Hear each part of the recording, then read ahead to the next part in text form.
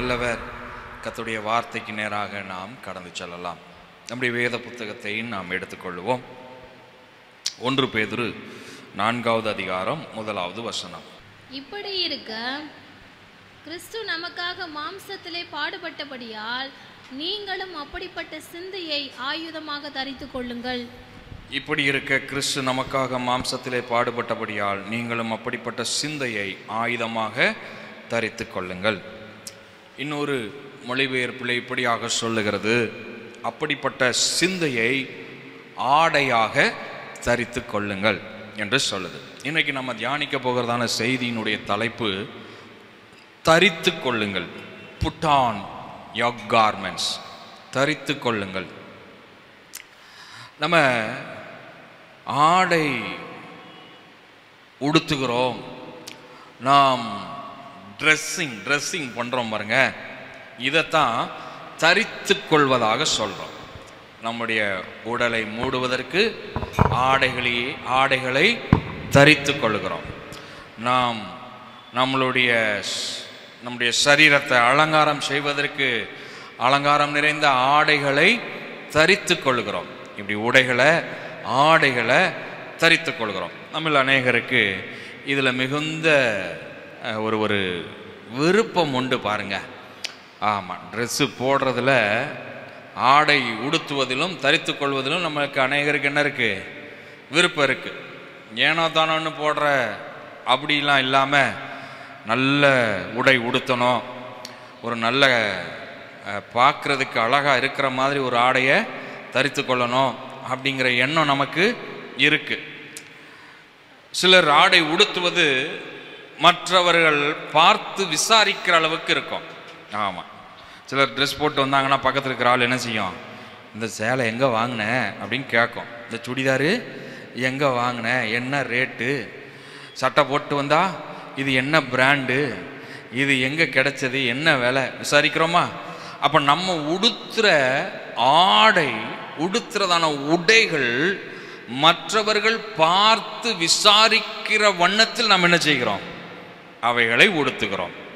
அதில் நமக்கு கவனம் இருக்கிறது, அதில் நம்ம மிகுந்த சிந்தையுடையவர்களாக இருக்கிறோம். நம்முடைய விருப்பம் அதுவாக இருக்கிறது. இப்படி வெளி தோற்றத்தில் உலக காரியமாய் காணப்படுகிற ஆடைகளை மற்றவர்கள் பார்த்து விசாரிக்கும் வண்ணம், மற்றவர்கள் பார்த்து ரசிக்கிற வண்ணம், மற்றவர்கள் பார்த்து அதை குறித்து கேட்கக்கூடிய வண்ணத்தில் ஆடையை தரித்து கொள்ளுகிற நாம் ஆவிக்குரிய சிலவற்றை தரித்து கொள்ள வேண்டும் என்று வேதம் நமக்கு காண்பித்து கொடுக்கிறது. அல்லேலூயா. ஆவிக்குரிய ஆடையாக சிலவற்றை நாம் தரித்து கொள்ள வேண்டும். அந்த ஆவிக்குரிய காரியங்களை நம்ம தரித்து கொள்ளும் போது மற்றவர்கள் பார்த்து அவைகளை குறித்து கேட்கும் வண்ணம், அவைகளை குறித்து பேசும் வண்ணம் அவைகள் இருக்க வேண்டும் என்று வேதம் சொல்லுது. அல்லேலூயா, அல்லேலூயா. அப்ப உலக பிரகாரமாய் வெளி தோற்றத்தில் இருக்கிறதான இந்த ஆடை அலங்காரம் என்பதை காட்டிலும் ஆவிக்குரிய தரித்து கொள்ளுதல் என்பது நமக்கு ரொம்ப ரொம்ப அவசியமான ஒன்றாக இருக்கிறது. அல்லேலூயா. கர்த்தருடைய கிருபை இந்த வார்த்தைகளை கேட்கிற நம்ம ஒவ்வொருவரையும் நிரப்பட்டோம். வெளிப்புற தோற்றத்தில் நம்முடைய ஆவிக்குரிய ஆடை தரித்து கொள்ளுதல் அநேகரை ஆசீர்வாதத்திற்குள் அழைத்து வரட்டும் என்று அப்படிப்பட்ட கிருபையை பெற்றுக்கொள்ள ஜெபத்தோடு கூட இந்த வார்த்தைகளை நம்ம கேட்போம். அல்லேலூயா. அப்போ இன்னைக்கு நம்ம உடுத்திருக்கிற ஒரு சேலையை பார்த்து ஒரு ஆள் கேட்குது, இந்த சேலை எவ்வளவுன்னு.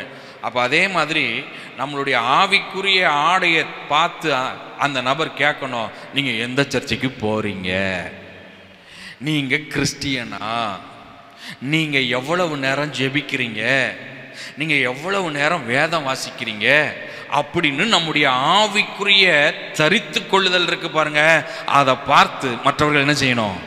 கேட்கணும். உங்களுடைய சுபாவம் அப்படி இருக்கு, உங்களுடைய இந்த ஆவிக்குரிய காரியங்கள் இப்படி இருக்கே, அப்ப நீங்க எவ்வளவு நேரம் ஜெபிக்கிற நபர், நீங்க எவ்வளவு நேரம் கர்த்தரை தேடுகிறவர்கள், நீங்க எவ்வளவு சபையை நேசிக்கிறவர்கள், இப்படி அவங்க நம்மளை பார்த்து என்ன செய்யணும், கேட்கிற வண்ணம் நம்முடைய ஆவிக்குரிய காரியங்களிலே நம்முடைய தரித்து கொள்ளுதல் இருக்க வேண்டும். அல்லேலூயா. அப்ப இன்றைக்கு இந்த ஆராதனைக்கு வந்திருக்கிறதான நாம இந்த வார்த்தைகளை கேட்கும்போது, நான் தரித்து கொள்ளுகிற ஆவிக்குரிய காரியங்கள் மற்றவர்களை ஆசீர்வாதத்திற்கு அழைத்து வர வேண்டும் என்கிறதான அந்த சிந்தையோடு கூட இந்த வார்த்தைகளை நம்ம கேட்க வேண்டும். அல்லேலூயா, அல்லேலூயா. ஆம், நம்ம நிறைய நேரங்களில் எப்படி வாழ்ந்துடுறோம்னா, ஒரு வசனம் சொல்லுது பாருங்க, கர்த்தரோ இருதயத்தை பார்க்கிறார். மனுஷன் என்ன பண்றான், மனுஷன் முகத்தை பார்க்கிறான், கர்த்தரோ இருதயத்தை பார்க்கிறார். கர்த்தர் பார்க்கிற மாதிரி என் இருதயம் மாத்திரம் இருந்துட்டா போதும், அதனால வெளியே மனுஷன் என்னை எப்படி வேணாலும் பார்த்துட்டு போட்டோம் அப்படின்னு நினைச்சுக்கிட்டு நம்ம வெளிப்புற தோற்றத்தில் காணப்பட வேண்டிய ஆவிக்குரிய காரியங்களிலே நாம் உண்மையற்றவர்களாய் வாழ்ந்து கொண்டிருக்கிறோம். ஏன்னா நமக்கு உள்ள என்ன இருக்கு, இப்ப இருதயத்தை தான் ஆண்டவர் பார்க்கிறார்ல அப்படின்னு நம்ம நினைச்சுக்கிறோம். இருதயம் தான் ஆண்டவருக்கு தெரியும்ல. இல்ல, வெளியே பார்க்கிறான் மனுஷன், அந்த மனுஷன் கூட பார்க்கும்போது நம்மிலே அவருடைய காரியங்களை பார்க்க வேண்டும். அல்லேலூயா. வெளிப்புற தோற்றத்தில் முகத்தை பார்க்கிற மனுஷன் நம்ம முகத்தை பார்க்கும்போது அதிலே இயேசுவை காண வேண்டும். நம்மளுடைய வெளிப்புற தோற்றத்தில் நம்மளை பார்க்கிற மனுஷன் நம்மளை ஒரு கிறிஸ்தவராய் பார்க்க வேண்டும், நம்மை ஒரு ரட்சிக்கப்பட்ட மனிதனாய் பார்க்க வேண்டும். இப்படி நாம் ஆவிக்குரிய காரியங்களை தரித்து கொண்டு வாழ வேண்டும். அல்லேலூயா. எத்தனை பேருக்கு இந்த சத்தியம் புரிகிறது? அல்லேலூயா. நம்மை அலங்காரப்படுத்த, நம்முடைய சரீரத்தை அழகுள்ளதாய் வைத்துக் கொள்வதற்கு, நம்மளை மேன்மையுள்ளவர்களாய் காட்டுவதற்கு, நம்மளை ஒரு பெரிய ஒரு எல்லாரும் பார்த்து ரசிக்கக்கூடிய ஆளாக காண்பிப்பதற்கு நம்ம அதிகமாய் கவனம் எடுத்து நம்முடைய ஆடைகளை தரித்து கொள்கிறோமே.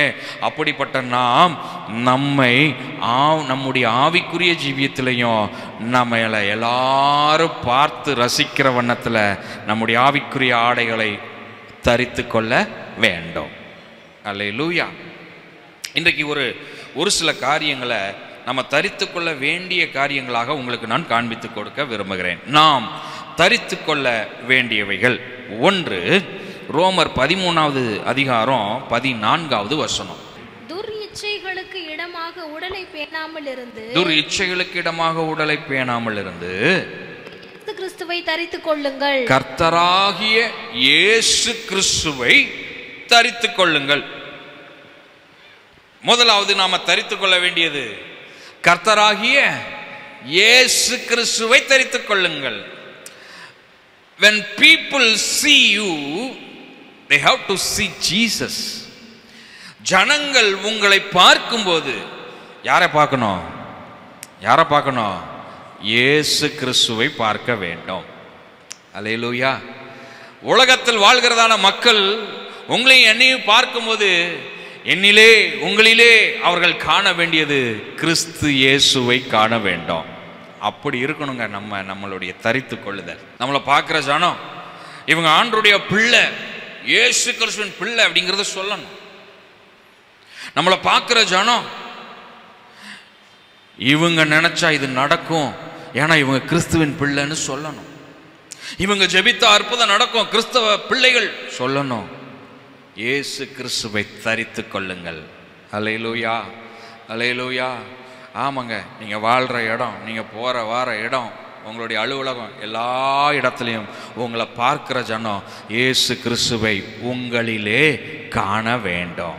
2வது, எபேசியர் 4வது அதிகாரம் 24வது வசனம். பரிசுத்தத்திலும் தேவனுடைய சாயலாக சிருஷ்டிக்கப்பட்ட புதிய மனுஷனை தரித்துக் கொள்ளுங்கள். நீதியிலும் பரிசுத்தத்திலும் தேவனுடைய சாயலாக சிருஷ்டிக்கப்பட்ட புதிய மனுஷனை தரித்துக் கொள்ளுங்கள். Put on the new man. புதிய மனுஷனை தரித்துக் கொள்ள வேண்டும். என்னைக்கு நாம ரட்சிக்கப்படுகிறோமோ, மூழ்கி ஞானஸ்நானம் எடுக்கிறோமோ, அன்றைக்கு பழையவைகளெல்லாம் ஒளிந்து போயின, எல்லாம் புதிதாயின. பழைய மனுஷன் ஒளிஞ்சு போயிட்டான். இப்ப புதிய மனிதனாய் நாம வாழ வேண்டும். அப்ப புதிய மனுஷனை தரித்து கொண்டவர்களாய் வாழணும். அப்ப நம்மளை பார்க்கிற ஜனம் நம்மள ஒரு புதிய மனுஷனை என்ன செய்யும்? பார்க்கும். என்னடா கெட்ட வார்த்தை பேசிக்கிட்டு இருந்தான், திடீர்னு சர்ச்சுக்கு போனா இப்போ வாயில இருந்து நல்ல வார்த்தைகள் வருதே, கெட்ட வார்த்தையை காணுமே. புதிய மனுஷன் என்ன செய்யணும்? இப்ப பார்க்கப்படணும். கோபம் ரட்சிக்கப்படுறதுக்கு முன்னாடி எடுத்தா அடிதான் உததான் அப்படிலாம் இருந்தது. ஆனா இப்ப புதிய மனுஷன் கோபத்தை காணும். ரொம்ப சாதுவா என்ன செஞ்சிட்டான்? மாறிட்டானே. ரட்சிக்கப்படுறதுக்கு முன்பதா சினிமா மோகம். ஆனா இப்ப சினிமா என்னன்னே தெரிய மாட்டேக்கே. புதிய மனுஷன். இப்படி எவ்வளவோ காரியங்கள் உண்டு. பழைய மனுஷன் ஒளிஞ்சு போயிடணும், நமக்குள்ளே புதிய மனுஷன் என்ன செய்யணும்? வெளிப்படணும். 4வது எபேசியர் 6:11. நீங்கள் பிசாசின் தந்திரங்களோடு எதிர்த்து நிற்க திராணியுள்ளவர்கள் ஆகும்படி தேவனுடைய சர்வாயுத வர்க்கத்தையும் தரித்துக் கொள்ளுங்கள். தேவனுடைய சர்வாயுத வர்க்கத்தையும் தரித்துக் கொள்ளுங்கள். 3வது சர்வாயுத வர்க்கத்தை தரித்துக் கொள்ளுங்கள். நீங்க அடுத்து வாசி பாருங்க. சர்வாயுத வர்க்கமாக வேதம் நமக்கு சில காரியங்களை காண்பித்து கொடுக்கிறது. மார்கவசம், தலை சீரா, பட்டயம், கேடகம், இப்படி சர்வாயுத வர்க்கங்களாக வேதம் நமக்கு காண்பித்து கொடுக்கிறது. இந்த சர்வாயுத வர்க்கங்களை தரித்து கொள்ளணும். ஏன்னா நம்மளுடைய யுத்தம் மாம்சத்தோடும் இரத்தத்தோடும் அல்ல, வான மண்டலங்களின் பொல்லாத ஆவிகளுடைய சேனைகளோடு நமக்கு என்ன இருக்கு? யுத்தம் இருக்கு. அந்த சேனைகளை நம்ம ஜெயம் எடுக்கணும்னா சர்வாயுத வர்க்கத்தை நம்ம என்ன செய்யணும்? தரித்து கொள்ள வேண்டும். அல்லேலூயா. ஆமா, சர்வாயுத வர்க்கத்தை தரித்து கொண்டு நீங்க அமைதியா இருக்கணும். யாராவது என்ன ஒரு அடி அடிச்சுட்டா திருப்பி 10 அடி அடிக்காம நான் விடவே மாட்டேன், அப்படி இல்லை. அப்படி இல்லை. என்ன செய்யணும்? சர்வாயுத வர்க்கத்தை தரித்து கொள்ளணும். ஆமா, நம்ம கூட யாராவது வம்பு பண்றாங்க, ஏதாவது நமக்கு பிரச்சனை கொடுக்குறாங்க, நம்மளை தொந்தரவு பண்றாங்க, நமக்கு ஏற்ற ஆளா இல்லைன்னா சர்வாயுத வர்க்கத்தை தரித்து கொண்டு நீங்க இருந்தா போதும், கர்த்தர் உங்களுக்காக யுத்தம் பண்ணுவார். ஆமென். ஏன்னா நீங்க மாம்சமாகி அந்த ஆளோடு, ரத்தமாகி அந்த ஆளோடு நீங்க யுத்தம் பண்ண வேண்டியது இல்லை. நீங்க போய் சண்டை போட வேண்டியது இல்லை. ஆமா, ஏன்னா அவங்களோடு நமக்கு யுத்தம் கிடையாதான். நமக்கு யுத்தம் என்ன? அவங்கள ஆட்டி படைக்கிற அந்த பொல்லாத ஆவிகளுடைய சேனைகளோடு தான் யுத்தம். புரியுதா உங்களுக்கு? இப்ப ஒரு தொண்டனை நம்ம ஆஃப் பண்ணணும்னா யாரை ஆஃப் பண்ணணும்? யாரங்க? ஒரு தொண்டனை நம்ம ஆஃப் பண்ணிடணும் அப்படின்னு நினைச்சா முதல்ல யார் ஆஃப் பண்ணணும்? அந்த தொண்டனுக்கு இருக்கிற தலைவனை ஆஃப் பண்ணிட்டா ஆட்டோமேட்டிக்காக தொண்டனை என்ன செஞ்சிடலாம்? ஆஃப் பண்ணிடலாம். இப்ப இந்த மாம்சமாகிய ஜனங்களை ஆட்டி படைக்கிறதான அந்த வானமண்டலத்தின் பொல்லாதாவியாகிய அந்த தலைவனை ஆஃப் பண்ணிட்டா ஆட்டோமேட்டிக்காக இந்த ஆட்கள் என்ன செஞ்சிடும்? ஆஃப் ஆயிரும். இந்த ரகசியத்தை புரிஞ்சுக்கோங்க. சர்வாயுத வர்க்கத்தை தரித்து கொள்ளுங்கள். நீங்க சர்வாயுத வர்க்கத்தை தரித்து கொண்டு நீங்க பாட்டுக்கு அமைதியா இருங்க, கர்த்தர் உங்களுக்காக யுத்தம் செய்வார். அப்ப சர்வாயுத வர்க்கத்தை தரித்து கொள்ளுங்கள், கர்த்தர் நமக்காக யுத்தம் செய்து ஜெயத்தை தருவார். கடைசியா கொலோசியர் 3:14. எல்லாவற்றின் மேலும் பூரண சர்க்குணத்தின் கட்டாயமாகிய அன்பை தரித்துக் கொள்ளுங்கள். அன்பை தரித்துக் கொள்ளுங்கள். 4வது எதை தரித்துக் கொள்ளணும்? சத்தமா எல்லாரும் சொல்லுங்க. அன்பை தரித்துக் கொள்ளுங்கள். எங்க பாஸ்டர் எல்லா இடத்துலயும் வம்பா தான் இருக்கு. அன்பு எங்க இருக்கு? வம்பு தான் இருக்கு. எங்க பாரு வம்பு தான்.